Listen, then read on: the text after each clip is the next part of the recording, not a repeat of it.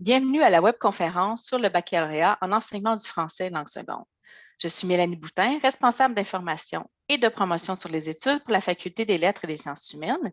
Aujourd'hui, j'ai le bonheur d'être accompagnée de deux étudiants du programme avec Michaela Marequet et Philippe Doucet. Je vais commencer par vous présenter brièvement le programme et par la suite, nous aurons l'occasion d'échanger avec Michaela et Philippe qui vont nous partager leur expérience au sein du programme et nous en dire un petit peu plus. Donc, le baccalauréat en enseignement du français langue seconde est un programme de 4 ans à 120 crédits si vous le réalisez à temps plein. Donc, ça prend cette durée. Ce programme qui mène à un double brevet d'enseignement. Donc, on parle du brevet au niveau primaire et du niveau secondaire. C'est un programme à capacité d'accueil limitée. Donc, par année, on a une capacité d'accueil de 40 étudiants. L'admission se fait uniquement à la session d'automne. Pour être admissible, en fait, c'est n'importe quel DEC là, qui est admissible au programme de formation, également les candidats adultes et les candidats internationaux. Là, les conditions d'admission vont varier là, selon votre pays, mais on admet aussi là, des candidats internationaux hors contingent aussi.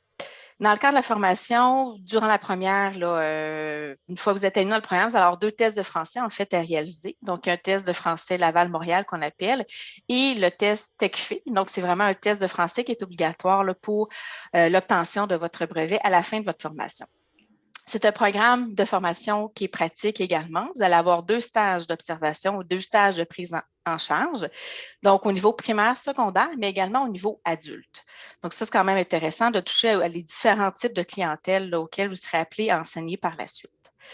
Ce qui est intéressant aussi maintenant, il y a plusieurs programmes de bourse là, pour favoriser les étudiants d'enseignement à la persévérance, à la poursuite des études aussi. Donc, des bourses d'excellence sont admissibles. Il y a la bourse maintenant pour le stage 4, donc le stage, une bourse de soutien là, qui est offerte de 3 900 $ pour vous aider de ce côté-là. Et tout nouveau de cette année qui va entrer en vigueur à l'automne, vous allez avoir il y a la bourse Perspective Québec qui est appelée. Donc, ça peut avoir une possibilité d'avoir 2 500 $ par session réussie. Donc, c'est un programme qui est ouvert là, sur 4 ans. Donc, c'est quand même intéressant là, pour vous aider durant vos études. Sans grands étonnements, vous allez voir aussi en écoutant nos étudiants parler, mais c'est un programme dans lequel on a un taux de placement qui est très exceptionnel, qui est très, très haut. On a plusieurs étudiants là, qui, d'après le stage 3, là, ils se font offrir des contrats même à temps plein dans les différents milieux. Donc, ça, c'est assez intéressant de savoir là, que c'est un programme qui est en demande au niveau du marché de l'emploi. Dans la ville de Québec aussi, dans la région de Québec, mais on voit aussi des diplômés qui vont travailler à l'international aussi. Aux États-Unis, on a les diplômés qui travaillent en Australie. Donc, il y a vraiment une grande possibilité d'emploi par la suite. Pour mieux comprendre justement c'est quoi la formation, donc on a une bonne idée c'est quoi l'enseignement, bien entendu, mais spécifiquement, Michaela, pourriez-vous nous expliquer c'est quoi l'enseignement du français en langue seconde, puis en quoi ça se distingue justement un petit peu plus du français langue première là, auquel on est peut-être plus familier? Oui, bien sûr. En fait, ce qu'il faut comprendre, c'est que la langue première, la langue maternelle, c'est une langue qu'on va acquérir sans même s'en rendre compte. On l'apprend quand on est petit et il y a toute une sorte de mécanisme dont on n'est pas conscient, mais qu'on maîtrise. Alors, quand on enseigne la langue première, on part vraiment de très loin comparé quand on enseigne la langue seconde. Parce que en langue première, les élèves peuvent déjà juger, par exemple, la grammaticalité d'une phrase. Ils vont dire, ah, ça sonne bien, ça sonne pas bien. Tandis qu'en langue seconde, on n'a pas ces repères-là. Par exemple, justement, en langue seconde, on va se pencher vraiment sur le mécanisme même de la langue. On va aller regarder, OK, ben pourquoi on va utiliser l'imparfait dans cette situation-là? Pourquoi est-ce qu'on va utiliser le passé composé dans cette situation-là? Pourquoi je dis le chat qui marche dans la rue et pas le chat que marche dans la rue? Donc, c'est toutes des questions qu'en langue première, on se pose même pas. On va aller vraiment dans la grammaire, dans la syntaxe, dans les normes de la langue en langue première, tandis qu'en langue seconde, on recule encore plus, on va voir vraiment le fonctionnement de la langue, et c'est vraiment ce qui est très, très différent, et surtout que les élèves parlent déjà une autre langue. Donc, on va aller Mm-hmm. partir de cette langue-là, qui est parfois très proche, par exemple l'espagnol, ou très éloignée, là, si on pense à l'arabe, et on doit construire avec ce que les élèves parlent déjà, des nouveaux savoirs dans une autre langue. Donc, c'est vraiment très différent, même si on enseigne la même langue, c'est vraiment des approches complètement différentes. Si je peux, si je peux me permettre d'ajouter, Oui, oui, certainement. c'est que c'est vraiment axé sur l'acquisition du langage. C'est-à-dire qu'en langue maternelle, on est vraiment sur, on pourrait dire, l'acquisition de l'écriture. Finalement, les cours de français en langue maternelle ou primaire qui se donnent à des Québécois, en fait, c'est des cours d'écrit. Mm-hmm. Euh, littéralement, tandis qu'en français langue seconde, c'est vraiment l'acquisition du langage. On doit vraiment devenir expert de l'acquisition du langage ou comment faire en sorte qu'un élève acquiert, en l'occurrence, le français. Donc, c'est vraiment plus axé là-dessus. Il y a aussi un petit volet beaucoup plus identitaire parce que l'immigrant qui arrive ici, bon, faut quand même respecter sa langue d'origine, il faut quand même respecter sa culture d'origine. Donc, on essaie de faire des points avec ça. Donc, on rentre vraiment dans un autre volet qui est assez intéressant, je dirais. Donc, il y a la notion aussi de la clientèle, je peux dire, Mhm. ici, à laquelle on enseigne qui est très différente, comme Philippe vient de le mentionner. Ce n'est pas une clientèle. Il y a beaucoup d'immigrants, en fait, là, qui peuvent être là. Ça peut être des locuteurs aussi anglophones ou autres auxquels vous êtes appelés à enseigner aussi. Oui, aussi. Oui, aussi. Puis on est formé en quelque sorte, le programme nous prépare pour enseigner en langue seconde. Donc vraiment, si on va dans une autre province canadienne et on enseigne à des anglophones le Mhm. français. Puis on est aussi formé en francisation, donc dans les classes d'accueil, les personnes qui arrivent au Québec et qui doivent apprendre le français pour vivre au Québec, qui sont aussi deux approches très, très différentes, là. Mhm. Parce que d'un côté, il y a vraiment tout le côté intégration, culture, etc. Tandis que de l'autre, quand on est en langue seconde, ben là, ça ressemble plus à ce qu'est la classe d'anglais ici au Québec. Donc, OK. c'est vraiment ces deux différences-là. Et pourquoi avoir choisi l'Université Laval pour votre programme de formation? Euh, J'aime le campus de l'université. J'aime le fait que quand tu vas des fois par d'autres universités à Montréal, le campus, c'est vraiment à même la ville. Tandis qu'à l'Université Laval, c'est vraiment un petit village là, d'université. Il y a Mhm. tous ces bâtiments, c'est tout connecté. Euh, j- ben moi-même, je viens du Bas-Saint-Laurent, donc je trouvais ça plus agréable d'être à Québec, qui est une ville plus calme, plus tranquille, qu'à Montréal, parce qu'on s'entend que le programme se donne uniquement à Québec ou à Montréal. Donc, il faut vraiment choisir, si on veut vraiment s'en aller là-dedans, il faut choisir entre ces deux villes-là, puis je préférais la ville de Québec. Euh, le programme aussi est plus petit, ici, à l'Université Laval, justement, c'est contingenté, il y a 40 admissions, donc un groupe de 40 élèves, c'est le fun, tu sais, on apprend à se connaître, on développe des liens plus rapidement ensemble, donc j'aime ça aussi, l'aspect que le programme a ici. Si je peux ajouter aussi, c'est que le programme de BFLS à l'Université Laval à Québec est vraiment fait pour la région de Québec, en fait, pour les défis de la région de Québec, c'est-à-dire que on a vraiment moins d'immigrants qu'à Montréal, mais reste qu'on en a quand même. Et souvent, quand on vient travailler dans différentes écoles, où est-ce qu'ils ont moins de francisation d'habitude, où ils ont moins d'élèves immigrants, on se sent beaucoup plus expert quand on vient pour parler aux enseignants de la classe régulière qui n'ont pas été formés pour enseigner en francisation. Puis à ce moment-là, on peut vraiment développer là, des liens avec eux, puis leur donner des trucs, puis les aider, les épauler justement à mieux intégrer puis à mieux accueillir là, les élèves immigrants qui ont besoin de soutien linguistique. Une fois que vous avez été inscrit dans le programme ou même avant, est-ce que vous aviez des attentes particulières envers la formation? Moi, j'ai toujours voulu être enseignante, donc j'avais des attentes dans le sens de je veux être formée en tant qu'enseignante, je veux apprendre justement là aller chercher tous les outils nécessaires pour pouvoir enseigner dans une classe et vivre aussi une expérience pratique qui est intéressante là. Tu l'as mentionné, ça nous donne le double brevet. On peut aussi faire des stages aux adultes, donc c'était vraiment un programme que je me disais oh wow, je vais pouvoir vraiment explorer un peu partout. Et après ça, choisir ce qui m'intéresse vraiment entre le primaire et le secondaire ou les adultes. Là, j'aimais ça, cette possibilité-là. Moi, c'était sur le plan personnel, j'ai toujours rêvé d'apprendre des langues. J'en ai appris quelques-unes après le cégep. Mais à chaque fois, je butais à un moment donné. À un certain niveau, je butais. Puis je me disais que le bac, en fait, allait peut-être être capable de répondre aux questions que je me posais. Puis jusqu'à présent, ça a pas mal répondu à mes questions. Je sais à peu près où sont mes faiblesses, puis pourquoi j'ai ces faiblesses-là. Si jamais j'ai des élèves dans le futur qui passent par les mêmes problèmes que moi, ben, je vais pouvoir les aider. Donc, j'étais venu chercher des réponses quant à l'apprentissage des langues.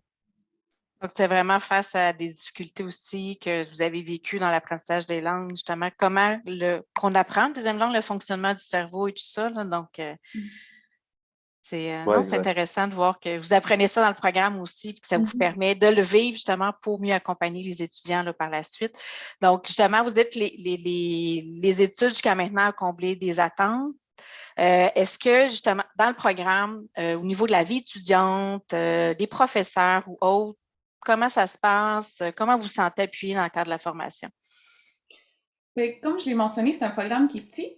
Ça fait qu'on est vraiment, oui, très épaulés entre nous dans la cohorte. En tout cas, dans ma cohorte, on était tous très ouverts les uns avec les autres, on se partageait, on s'entraidait.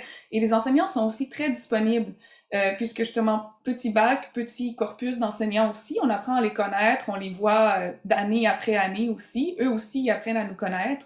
Donc, on connaît aussi, on sait par exemple, ah, j'ai un cours avec tel enseignant, je sais déjà c'est quoi ses attentes, je sais déjà comment est-ce qu'il fonctionne en classe, donc je sais, je suis prête là à rentrer puis je sais à quoi ça va ressembler un peu. Donc ça enlève aussi un petit peu le stress parce qu'à chaque session on change de cours puis des fois on change d'enseignant, mais là au BEFLS comme c'est souvent des mêmes enseignants, ben on les connaît puis on est plus apte aussi à faire ok, ben, la partie rencontre avec l'enseignant est déjà passée, maintenant on va plus loin dans le partage de matière.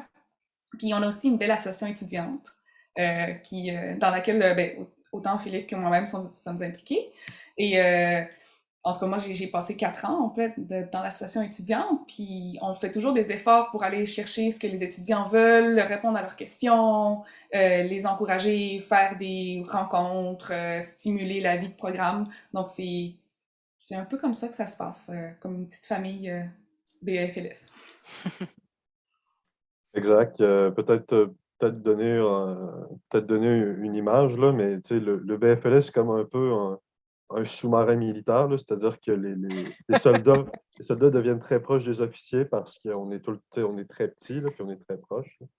Et effectivement, pour enchérir sur ce que Michaela disait, euh, assez rapidement, c'est ça, c'est beaucoup moins stressant vu qu'on a, on revient souvent avec les mêmes profs de session en session, puis ça, tu sais, ça fait en sorte que, vu qu'on les connaît mieux, ben, on peut vraiment se concentrer sur les apprentissages, puis des fois, approfondir des notions que même l'enseignant qui avait bâti son cours, qui s'était dit, moi, j'ai bâti mon cours comme ça, se rend compte que un savoir, en fait, est mal expliqué ou il est mal compris par l'ensemble des élèves, peut amener un exercice supplémentaire ou, tu sais, amener une lecture supplémentaire ou des clarifications. Ça permet vraiment, en tout cas, à certains d'approfondir tel ou tel champ, dépendamment de la cohorte que tu as. Fait que non, non, c'est assez intéressant d'avoir ça, puis justement d'avoir un petit bac, là, donc tout le monde se connaît, puis tout le monde s'entraide. Oui, c'est ça que je constate parce que Michaela est en dernière année du programme et Philippe, tu es en deuxième année, je ne Deuxième année, m'abuse. Donc, ouais. il y a vraiment des collaborations même entre les cohortes. Là. Donc, ça, c'est intéressant là, de ce côté-là à voir. Donc, ça développe une grande famille un peu, là, comme vous le dites. Là. Et c'est quand même propre à un programme là, comme ça, à échelle humaine, là, qu'on peut dire. Là, Est-ce qu'il y a d'autres éléments que vous appréciez particulièrement du programme en enseignement? Mm. Euh, ben, tout le côté dans notre programme, c'est vraiment qu'on est proche de la pratique.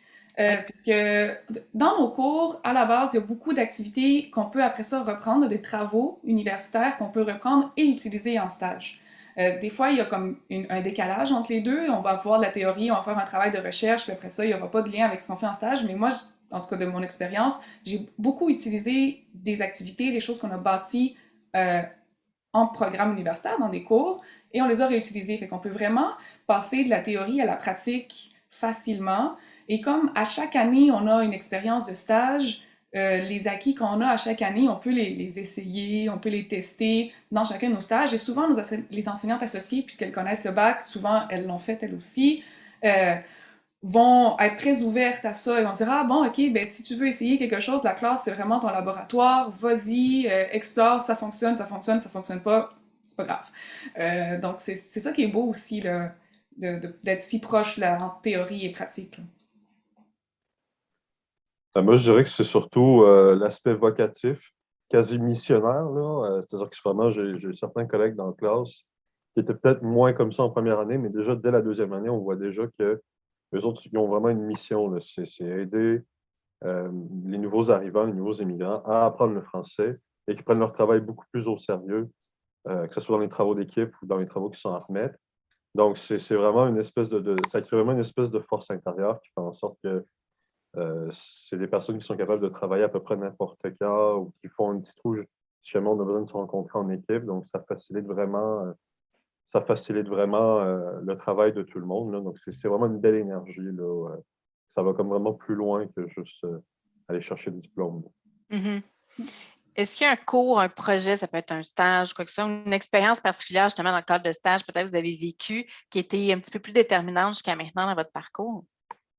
J'ai particulièrement beaucoup apprécié un cours qui est didactique de la grammaire et du lexique, qui est donné par Catherine Maynard, excellente chercheuse, je dirais chercheuse, où on abordait, je pense que c'était un cours où on abordait vraiment beaucoup comment parler de la langue justement et comment enseigner la langue, le côté vraiment grammaire, lexique, qui est quand même très important dans un domaine scolaire, à des élèves dont ce n'est pas la langue maternelle. Donc justement, passer au travers du jugement de grammaticalité de ah ben c'est comme ça parce que ça sonne bien, parce que ça marchera pas. Et aussi le côté plus travailler avec les albums jeunesse, la littérature jeunesse. C'est vraiment un aspect qui est très nouveau, qui est très utilisé dans la recherche et on a beaucoup abordé ce matériel-là. C'était vraiment super intéressant. J'ai pu le réutiliser en classe, en stage. Bien sûr, là, mon stage 4, c'est vraiment wow, là, je l'ai attendu pendant 4 ans, puis j'étais vraiment très contente de le faire. Donc ça aussi, c'est vraiment quelque chose que j'ai énormément apprécié. Une très belle expérience qui m'a permis de vraiment me former puis de me préparer là, au domaine du travail. C'est ça. Moi, c'est didactique au secondaire en première année. Puis c'est surtout là, le travail sur un livre qu'on devait lire qui s'appelait Comme un roman, euh, qui est un livre qui a été écrit par Daniel Pennac. Puis on devait faire un travail sur le rapport à l'écrit de nos jeunes au secondaire. Puis moi, je trouvais ça hyper intéressant parce que moi-même, je détestais lire puis écrire quand j'étais au secondaire. Fait que c'était comme une double job pour moi de me poser la question comment ça se fait que j'aimais pas ça? Comment je ferais justement pour donner le goût? Puis en fait, sans faire une conclusion trop simple, là, c'était vraiment d'aller chercher les thématiques que les jeunes aiment, qui vont faire en sorte qu'on va être capable de les accrocher sur l'écrit. Mais moi j'ai trouvé, c'était vraiment un travail qui était très demandant, mais je trouvais ça extraordinaire. Ça me sert encore aujourd'hui. Des fois, quand il faut que je fasse une dissertation ou quand je dois écrire un rapport, j'ai pas trop le goût, ben, en fait, tu sais, je comprends. Tu sais, je suis capable de découper vraiment la tâche en plusieurs petits morceaux, puis je suis capable d'aller chercher ce que j'aime là-dedans, puis je réussis à m'asseoir puis me mettre à écrire. Donc, j'ai vraiment adoré cette activité-là dans ce cours-là. Si je vous demandais en quelques mots, quelles compétences vous développez plus spécifiquement en enseignement du français langue seconde, qu'est-ce que vous me diriez? Tu développes une compétence à être ouvert sur le monde, à être Mhm. ouvert sur le partage, être ouvert sur la diversité linguistique, sur le plurilinguisme, être curieux envers toutes les autres langues qui se parlent et toutes les relations. C'est fascinant. C'est juste fascinant. Tu es capable aussi, à la base, là, de piloter, animer des apprentissages, tenir compte de la différenciation pédagogique. Donc, c'est quelque chose qu'on parle vraiment beaucoup. Tu as des classes qui sont multiniveaux. Donc, qu'est-ce que je donne à qui, à quel moment, comment je l'adapte pour que tout le monde fasse à peu près la même chose selon leurs compétences. Et ça te donne aussi beaucoup d'acquis en sociolinguistique. Comment la langue fonctionne, comment tu acquiers la langue. Tu deviens un peu un expert de la langue française d'une autre façon que tu le serais en langue première. C'est vraiment expert du côté descriptif. Vraiment, ok, tu observes la langue, tu te dis, c'est comme ça qu'elle fonctionne, c'est comme ça que je peux l'expliquer. Et tu as des compétences aussi à bâtir des liens avec des élèves qui sont juste merveilleux. Ça vaut la peine d'enseigner juste pour ces élèves-là qui sont pétillants, qui veulent apprendre, qui veulent en savoir plus sur le français parce qu'ils savent que c'est leur premier outil pour s'intégrer.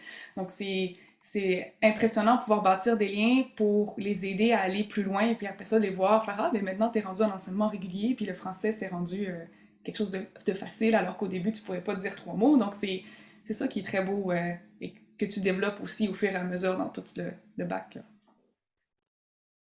Moi, je dirais justement ça pour faire un petit peu sur ce que vient de dire Michaëla. Tu développes vraiment des atouts sociaux, justement par à cause de la diversité auquel tu as tous les jours, là. Puis aussi, tu développes des atouts communicatifs. C'est quand même fascinant puisque tu dois expliquer souvent des concepts qui ne sont pas nécessairement faciles à comprendre à des gens en langue seconde. En fait, pour eux, que c'est en langue seconde, hein, on s'entend. Puis quand tu reviens dans ton quotidien avec ton entourage québécois, puis là, tu dis, il faut que je leur explique quelque chose. C'est donc bien facile, tu sais. C'est ça la langue commune. Fait que toi, tu te casses un peu le basic, entre guillemets, puis tu finis toujours par réussir tes communications, je veux pas.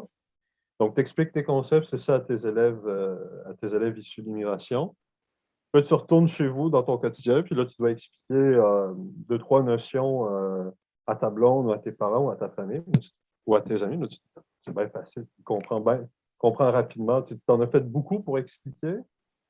Tu te rends compte que l'autre le comprend super rapidement. Les communications sont beaucoup plus faciles. Donc, je pense que ça nous pratique justement à développer des atouts communicatifs, des atouts pédagogiques d'un autre niveau, puisqu'on doit être sûr d'être compris. On doit souvent faire référence à l'image, on doit souvent. Donc, ça nous aide vraiment à nous devenir plus compréhensibles finalement aussi.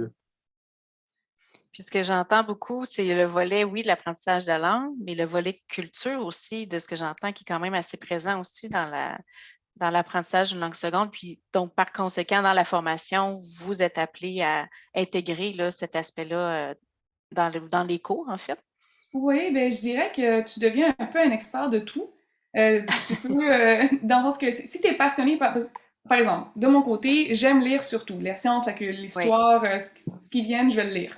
Ben tu te ramasses à devoir parler de tout ça aussi, parce que on peut commencer à parler de quelque chose, puis un élève va poser une question, va dire hey, madame, pourquoi ça parle anglais là de l'autre côté? Fait que là, tout à coup, petit cours d'histoire du Québec. Tu sais, c'est vraiment ça te permet de toucher à toutes sortes de matières, puis de faire des liens avec la culture québécoise. Ça te permet aussi de réfléchir sur la culture québécoise, sur qu'est-ce que c'est, puis comment la transmettre, puis comment bâtir une culture qui est inclusive avec les élèves qui arrivent.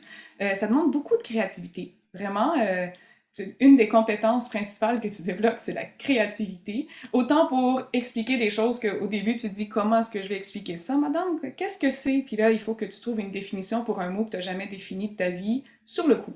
Et qu'il faut que ça soit clair. Donc, il faut vraiment être très créatif et très justement ouvert et prêt à parler de toutes sortes de sujets, à faire des recherches sur toutes sortes de sujets pour répondre à toutes les curiosités et tous les chocs culturels qui arrivent des fois dans la classe, sur le coup, que tu réalises, ah, mais oui, c'est vrai, ça, il faut que je l'explique, parce que ça fait partie de ma culture, mais ça fait partie de la culture des autres. Puis, c'est un partage, c'est une communication constante. Oui, puis peut-être juste ajouter à la culture que c'est ça, ça vient vraiment chercher le lien affectif avec vraiment ici le Mhm. cœur.